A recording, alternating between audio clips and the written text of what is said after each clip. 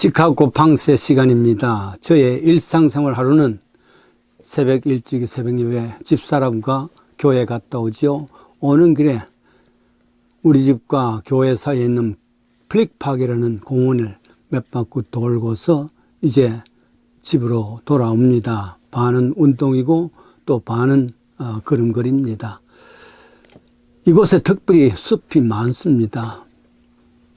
그래서 그 숲을 보면서 사계절을 봅니다. 변화가 심합니다. 만약에 아이같이 정말 아기 손같이 깨끗한 그런 새싹이 나오면은 봄이구나 하는 것을 알게 되죠. 무성한 숲을 보면은 여름이구나 하는 것을 압니다.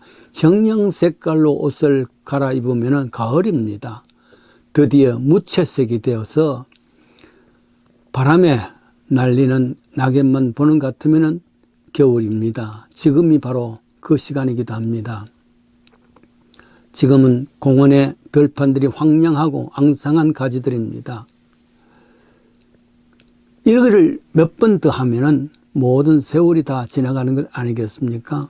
세월은 그냥 지나가는 것이 아니라 인생도 낙엽같이 날려버리고 지나가지 않습니까? 결국은 우리가 다 날아가 버린다 하는 것을 파악을 걸으면서 또 파악에 1년 4계절을 지나면서 늘 생각하는 그런 변화들입니다.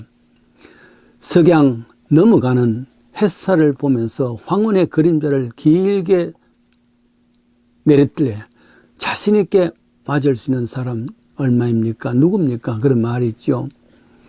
지금은 석양이고 빈들이고 세월은 젊어가고 인생은 고달파지는 12월 말이게 됩니다. 슬픈 시간이기도 하지요. 사람은 언제나 앞에 설 때는 당당합니다. 그러나 뒤돌아가고 있으면은 그 축 처진 어깨의 무거움을 그 무거운 짐진 자의 모습으로서 처량하기 짝이 없습니다. 어떤 면에서는 처근하게 보이는 것이죠. 2020년 처근한 세월을 맞이합니다. 하물며 특별히 2020년은 코로나 바이러스로 인해서 생각지 못한 불청객을 만나서 얼마나 무거웠던 한 해이기도 합니다. 아침 햇살보다 저녁의 황혼이 아름답다. 그것은 하루라는 세월이 있었기 때문이다 하는 말이 있습니다만은 한 해가 저물어 간 이때가 더욱 아름다울 수 있는 것은 그것은 한 해라는 세월을 보냈기 때문이라 대입할 수도 있겠죠. 성경에 이러한 모습이 나옵니다. 마태복음 14장입니다. 5,000명을 먹이시던 빈들의 상황이기도 합니다. 이름하여 벳세다 광야의 저문 때 모습입니다.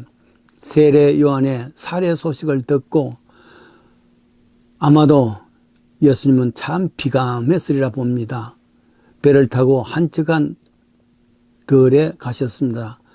착잡한 마음을 추스리고 명상해 하신 거겠지요. 그런데 백성들이 어떻게 알고 이 고을 저 고을에서 수많은 사람들이 이 벳세다 광야에 몰려왔습니다. 예수님이 이 무리를 보시고 더욱 마음이 무거웠습니다. 육신적으로는 지금 축 처져 있는 굶주린 그런 상황입니다. 처근합니다. 영적으로는 목자 없는 양같이 방황하는 무리들 아니겠습니까? 장소는 빈들이고 때는 날이 저문 때고 배고플 때지요. 먹을 것도 없습니다. 서글픈 때입니다.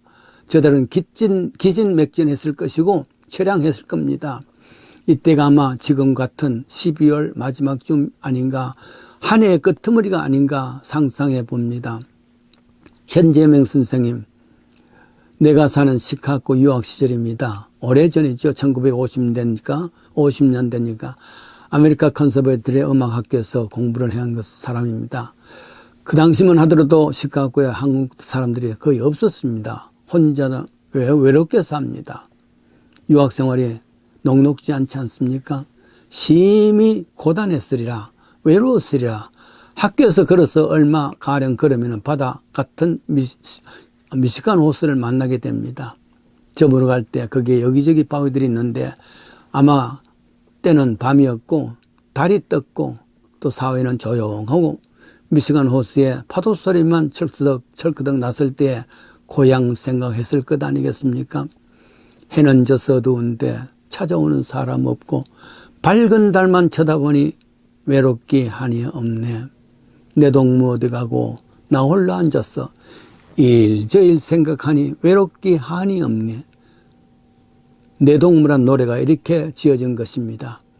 고향 생각하면서 뒤돌아본 그 처량했을까 생각합니다.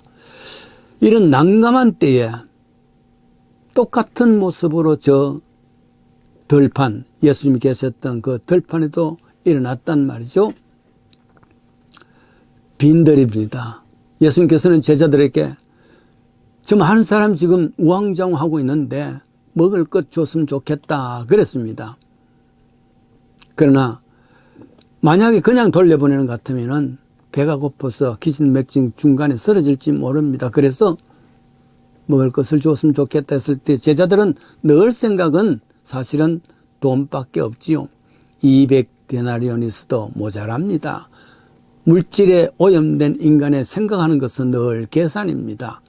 이때 안드레가 한 소년을 데려왔지요. 안드레의 장점은 언제나 어려울 때에 해결할 수 있는 그 답을 갖고 오는 제자이기도 합니다.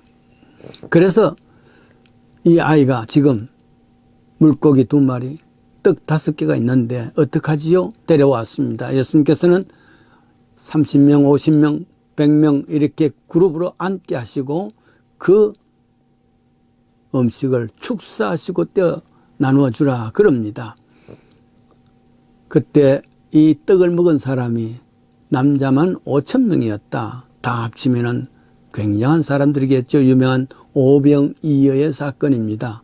사복음서 마태, 마가, 누가, 요한 사복음서에 다 기록된 내용이기도 합니다. 인간이 가장 난감할 때가 하나님의 시작입니다. 아니, 인간의 끝이 하나님의 시작이기도 합니다. 가장 난감한 이 상황 들판에서, 베세다 들판에서 가장 난감할 때 하나님의 기적의 역사가 시작이 되지 않습니까? 마치 저 홍해 앞에서 난감할 때 모세가 백성들에게 이야기합니다. 두려워 말고 가만히 있어서 오늘날 여호와께서 너희를 위하여 행하시는 구원을 보라. 마침내 갈라지는 기적의 경험을 한 저들은 출애굽기 14장의 내용이기도 합니다. 이는 한 해의 마지막 때, 저물 때 우리에게 주시는 하나님의 말씀이기도 합니다.